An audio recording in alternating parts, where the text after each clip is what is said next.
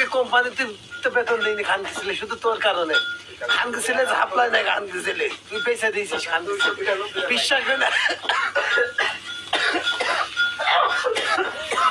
একজন দালাল যখন দালালি করে বাংলাদেশ থেকে মানে বিভিন্ন রাষ্ট্রে যখন পাঠিয়ে দেয়, তখন তার সাথে যে একটা কন্ট্যাক্ট থাকে, এইখানে হয়তো ফর এক্সাম্পল এইখানে একটা কোম্পানি আছে, এই কোম্পানির সাথে তার একটা চুক্তিবদ্ধ থাকে যে তুমি এই লোকটা এনে দিবে, তোমাকে এত টাকা দেওয়া হবে।